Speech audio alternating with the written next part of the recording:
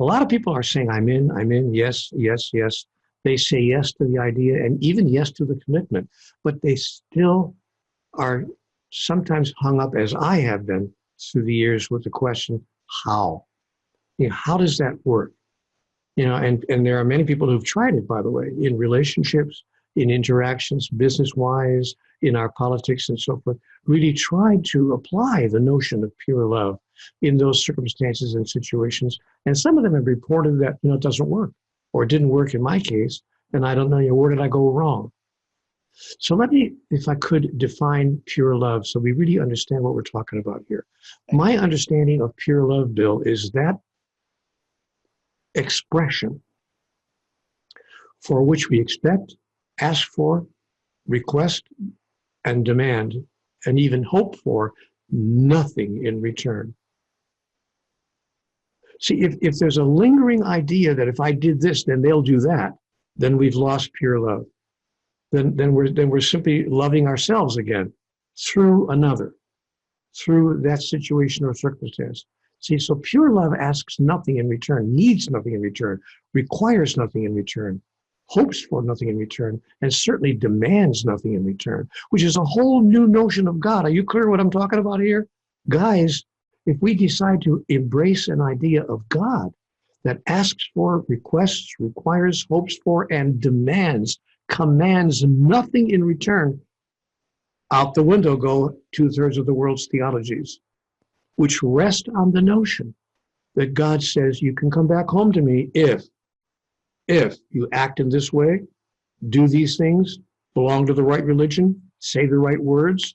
Some religions even say wear the right clothes, cover yourself from head to foot, whatever the notion is that you think you have to do in order to please God. But supposing that God was showering all of its creations with pure love by the definition of that form of energy which asks for, requests, and commands nothing in return.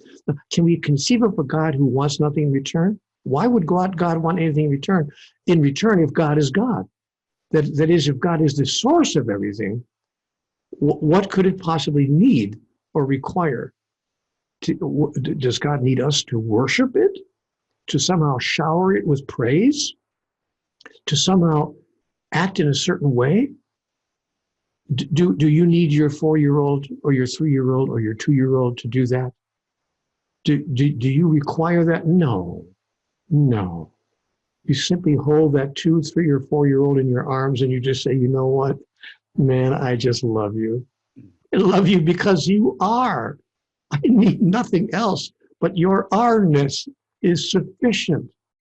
And we are God's children. And she doesn't require anything in return from us. She gave us life, caused us to be experiencing ourselves as that which he is, and needs nothing in return. So, if we decide that we're going to move through the world in our politics, in our economics, in our ecology, in our relationships, in every aspect of our life, pouring pure love into every moment, situation, event, and circumstance, requiring nothing in return, expecting nothing in return, even hoping for nothing in return, simply giving endlessly, then we stand a chance of creating the world of which we have been capable from the very beginning. And here's the irony. Without needing it, requiring it, expecting it, or demanding it, what we wind up getting in return as a huge surprise, as the greatest gift of all, begins to generate a moment-to-moment experience. Oh, isn't this interesting? It's all a circle. Without needing it, requiring it, or asking for it, it does come back to us. Just as Jimmy said, what goes out returns. And so it all ultimately comes back to us. But not if we have even one tiny thought that it must or it has to, or else I've been a failure. And by the way, I've got to share with you, Bill, that I've grappled with this one for almost 25 years. Because when you put a book out that ultimately, who would think, but ultimately wound up being read by several million people, they're telling us 15 or 20 million people up to that number have read the book that's been purchased and passed on. It's a hand-to-hand book. They tell us in New York publishing circles, my publisher says, it's not that we've sold that many. You have sold quite a few. Many have been sold, but it's going from hand to hand. It's being given from one person to the next, to the next, to the next. So by that count, they're telling us 20 million people at least have read this material. Now, I brought it up not to brag or boast about it, but to bring a point home to all of you. If you think it's not part of my reality to think, well, then I guess I failed. I guess I failed because not much is changing in our world. We seem to be going from bad to worse in many ways. So what was all that about? God saying to me, Neil, God bless you, you sweetheart. You fell into the trap. You fell into the notion that if I do this, then that will happen. And if that doesn't happen, then my doing this will not have made any difference and will not matter. And so I face the same challenge that we all face. The opportunity to give what we've come here to give, to be what we've come here to be, and to require, ask for, demand, request, hope for nothing in return. That's when love demonstrates the truth of what it is. Try it at home. Do it just with your spouse across the room. This is an agenda that I love to use in my own life. I have a wonderful, wonderful life partner now, my wife, M. Clara. She's a wonderful poet. And she writes incredible poetry. I'm going to read you one of her poems because I want you to know the quality of the work that she offers. And then it will help you to understand what I'm talking about here. This poem is called Rise Together. Listen to this. It's a beautiful time to be alive, and the long walk home is peopled. We are everywhere, yet the struggle to surrender is where we often walk alone. So the next time you fall, look to either side where you lie and take the hand of your dear brother and sister whose own clothes have been muddied. We can rise together, even if we all fall alone. For it's a beautiful time to be alive, even on this long walk home.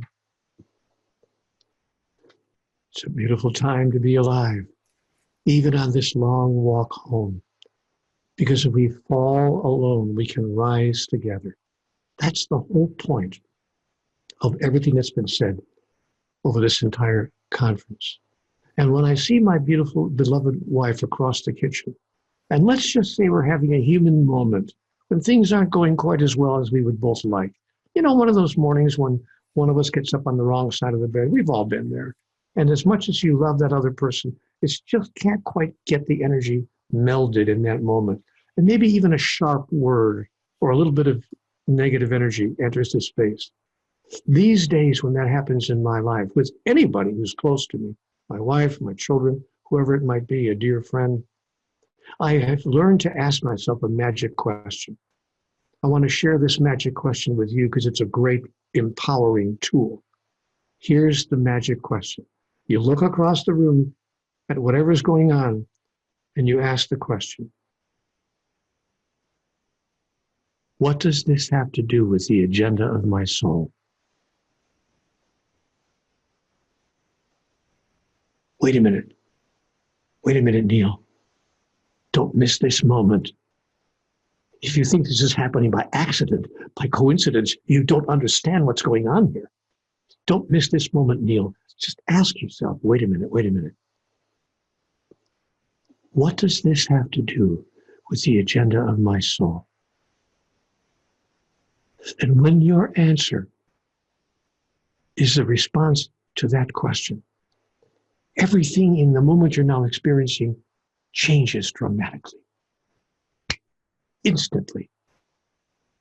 And suddenly you find yourself saying things and feeling things that the moment was not bringing up in you just a second before. It's a life-altering question. Use it. It's a powerful tool. I can use it right now. I'm making a presentation here. Bill has invited me to spend a few moments with you. Wait a minute, wait a minute. What does this have to do with the agenda of my soul? Ah, I see. Once I was blind, but now I see. What an amazing grace for all of us to experience. I could, of course, be wrong about all of this.